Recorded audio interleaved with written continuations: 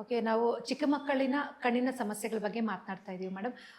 ನಿಮ್ಮ ಬಳಿ ಯಾಕಂತ ಹೇಳಿದ್ರೆ ನಿಮ್ಮ ಈ ಒಂದು ಸುದೀರ್ಘ ಸರ್ವಿಸ್ನಲ್ಲಿ ನಿಮ್ಮ ಬಳಿ ಒಂದಷ್ಟು ಕ್ರಿಟಿಕಲ್ ಆದಂಥ ಕಣ್ಣಿನ ಸಮಸ್ಯೆಗಳಿರ್ತಕ್ಕಂಥ ಮಗು ಯಾರಾದರೂ ಬಂದಿದೆಯಾ? ಅದ್ರ ಬಗ್ಗೆ ನೀವು ನಮ್ಮ ವೀಕ್ಷಕರ ಜೊತೆ ಹಂಚ್ಕೊಳ್ಳೋದಾದ್ರೆ.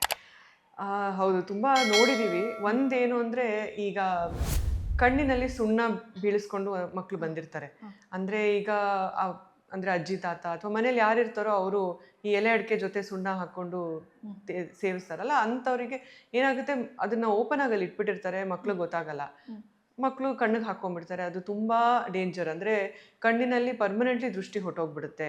ನಾವು ಅದಕ್ಕೆ ಕೆಮಿಕಲ್ ಇಂಜುರಿ ಅಂತ ಹೇಳ್ತೀವಿ. ಸೊ ಅದೊಂದು. ಮತ್ತು ಇನ್ನೊಂದೇನು ಅಂದರೆ, ಈಗ ದೀಪಾವಳಿ ಟೈಮಲ್ಲಿ ಪಟಾಕಿಯಿಂದ ಇಂಜುರಿ ಆಗಿ ಕಣ್ಣಿನಲ್ಲಿ ತುಂಬ ಜಾಸ್ತಿ ಸಮಸ್ಯೆಯಿಂದ ಬಂದಿರೋರನ್ನು ನಾವು ನೋಡಿದ್ದೀವಿ.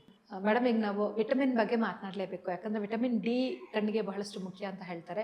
ಇವತ್ತಿನ ದಿನದಲ್ಲಿ ಯಾರು ಮಕ್ಕಳನ್ನ ಸೂರ್ಯನ ಬೆಳಕಿಗೆ ತೋರಿಸೋದೇ ಇಲ್ಲ. ಈ ಒಂದು ಪರಿಸ್ಥಿತಿಯಲ್ಲಿ ಕೂಡ ಇವತ್ತು ನಾವಿದ್ದೇವೆ. ಅದ್ರ ಬಗ್ಗೆ ನಮ್ಮ ವೀಕ್ಷಕರಿಗೆ ಮಾಹಿತಿನ ನೀಡೋದಾದ್ರೆ. ಹೌದು, ಈಗ ಮಕ್ಕಳನ್ನ ನಾವು ಆಚೆ ಕಳಿಸೋದೇ ನಿಲ್ಲಿಸ್ಬಿಟ್ಟಿದ್ದೀವಿ. ಯಾಕಂದರೆ ಒಂದು ನಾವು ಏನು ಅಂದ್ಕೊಂಡಿದ್ದೀವಿ, ಹೊರಗಡೆ ತುಂಬ ಪೊಲ್ಯೂಷನ್ ಇರುತ್ತೆ ಆ್ಯಂಡ್ ಮಕ್ಕಳನ್ನ ಕಳ್ಸೋಕ್ಕೆ ನಮ್ಗೆ ಇಷ್ಟ ಇಲ್ಲ. ಆ್ಯಂಡ್ ಎಷ್ಟಾಗುತ್ತೋ ಅಷ್ಟು ಮನೇಲೇ ಮೊಬೈಲ್ ನೋಡಿ ಅಥವಾ ಓದಿ ಅದು ಇದು ಅಂತ ಮನೇಲೇ ಕೂರಿಸ್ಕೊಂಡಿರ್ತೀವಿ. ಅದು ತುಂಬ ತಪ್ಪು. ಮಕ್ಕಳಿಗೆ ಸೂರ್ಯನ ಕಿರಣ ತುಂಬ ಇಂಪಾರ್ಟೆಂಟ್. ಕಣ್ಣಿನ ಒಳ್ಳೆ ಬೆಳವಣಿಗೆ, ಅಂದರೆ ನಾರ್ಮಲಾಗಿ ಹೇಗೆ ಕಣ್ಣು ಬೆಳವಣಿಗೆ ಆಗಬೇಕು, ಅದಕ್ಕೆ ವಿಟಮಿನ್ ಡಿ ತುಂಬ ಮುಖ್ಯ ಆಗುತ್ತೆ. ಸೊ ಅದರಿಂದ ನಾವು ಯಾವಾಗಲೂ ಹೇಳ್ತೀವಿ, ಅಂದರೆ ಈಗ ಸೂರ್ಯನ ಕಿರಣ ಮಕ್ಕಳಿಗೆ ಕಣ್ಣೊಳಗಡೆ ಬೀಳಲೇಬೇಕು. ನಾವು ಈಗ ಎಳೆ ಬಿಸಿಲು ಅಂತ ಹೇಳ್ತೀವಲ್ಲ, ಬೆಳಗಿನ ಸಮಯ ಆಗಲಿ ಅಥವಾ ಸಂಜೆ ಟೈಮಲ್ಲಿ, ಆ ಬಿಸಿಲು ತುಂಬ ಒಳ್ಳೆಯದು ಮಕ್ಕಳಿಗೆ. ಆ್ಯಂಡ್ ಈ ಸೂರ್ಯನ ನಾವು ಡೈರೆಕ್ಟಾಗಿ ನೋಡಬಾರ್ದು, ಅದರಿಂದ ಕಣ್ಣಲ್ಲಿ ತೊಂದರೆಗಳಾಗುತ್ತೆ. ಕೂಲಿಂಗ್ ಗ್ಲಾಸ್ ಹಾಕ್ಕೊಂಡು ಬೇಕಾದ್ರೆ ನೋಡ್ಬೋದು, ಬಟ್ ಹೊರಗಡೆ ಹೋಗಿ ಅವ್ರು ಆಟ ಆಡಿದ್ರೆ ಅಷ್ಟೇ ಸಾಕು. ಅದರಿಂದನೇ ಅವ್ರಿಗೆ ಕಣ್ಣಿನ ಬೆಳವಣಿಗೆ ಚೆನ್ನಾಗಾಗುತ್ತೆ. ಇನ್ನು ಯಾವ ವಿಟಮಿನ್ ಕಣ್ಣಿಗೆ ಬಹಳಷ್ಟು ಮುಖ್ಯ ಮೇಡಮ್? ನಾವು ಹೇಗೆ ಅದನ್ನು ವೃದ್ಧಿ ಮಾಡ್ಕೋಬೇಕು? ವಿಟಮಿನ್ ಎ ತುಂಬ ಮುಖ್ಯ. ನಾವು ಚಿಕ್ಕ ಮಕ್ಕಳಲ್ಲಿ ವಿಟಮಿನ್ ಎ ಡೆಫಿಷಿಯನ್ಸಿ ಅಂತ ನಾವು ಹೇಳ್ತೀವಿ. ವಿಟಮಿನ್ ಎ ತುಂಬ ಕಮ್ಮಿ ಇರೋದನ್ನ ನೋಡ್ತೀವಿ. ಆದರೆ ಈಗ ನಮ್ಮದು ಏನು ಗೌರ್ಮೆಂಟಿಂದಾನೇ ಇಮ್ಯುನೈಸೇಷನ್ ಪ್ರೋಗ್ರಾಮು ಅದು ಇದೆಲ್ಲ ಬರುತ್ತಲ್ಲ, ಅದರಿಂದನೇ ವಿಟಮಿನ್ ಎ ಮಕ್ಕಳಿಗೀಗ ಸಿಗ್ತಾ ಇದೆ. ಬಟ್ ಜನರಲಿ ನಾವು ಅಂದರೆ ಎಷ್ಟಾಗುತ್ತೋ ಅಷ್ಟು ತರಕಾರಿಗಳು, ಈಗ ಕ್ಯಾರೆಟ್ ಆಗಲಿ, ಸೊಪ್ಪುಗಳಾಗಲಿ, ಪಪಾಯ, ಅದರಲ್ಲೆಲ್ಲ ವಿಟಮಿನ್ ಎ ಜಾಸ್ತಿ ಇರುತ್ತೆ. ಅದನ್ನೆಲ್ಲ ಮಕ್ಕಳಿಗೆ ಎಷ್ಟಾಗುತ್ತೋ ಅಷ್ಟು ಕೊಟ್ಟರೆ ಆಗ ಮಕ್ಕಳಲ್ಲಿ ಕಣ್ಣಿನ ಬೆಳವಣಿಗೆ ಚೆನ್ನಾಗಾಗುತ್ತೆ. ಈಗ ನಮ್ಮ ಮಕ್ಕಳಿಗೆ ಕಣ್ಣಿನ ಸಮಸ್ಯೆ ಆಗಿದೆ ಅಂತ ಹೇಳಿ ಬಹಳಷ್ಟು ಒಂದು ನೋವು ಪಡ್ತಾ ಇರೋವಂಥ ಒಂದು ಪೇರೆಂಟ್ಸ್ಗೆ ನೀವೇನು ಹೇಳೋದಕ್ಕೆ ಬಯಸ್ತೀರಿ ಮೇಡಮ್, ಚಿಕಿತ್ಸೆಗಳ ಬಗ್ಗೆ ಹೇಳೋದಾದ್ರೆ? ಏನಿಲ್ಲ, ಅಂದರೆ ಎಲ್ಲದಕ್ಕೂ ಈಗ ಚಿಕಿತ್ಸೆ ಇದೆ. ಸೊ ನೀವು ಮಕ್ಕಳಿಗೆ ಏನಾದ್ರು ತೊಂದರೆ ಇದೆ ಅಂತ ಅನ್ಸಿದ್ರೆ ತಕ್ಷಣ ನಿಮ್ಮ ಕಣ್ಣಿನ ಡಾಕ್ಟರ್ ಹತ್ರ ಕರ್ಕೊಂಡು ಹೋಗಿ ಏನಾದರೂ ಒಂದು ಚಿಕಿತ್ಸೆ ಕೊಡ್ತಾರೆ.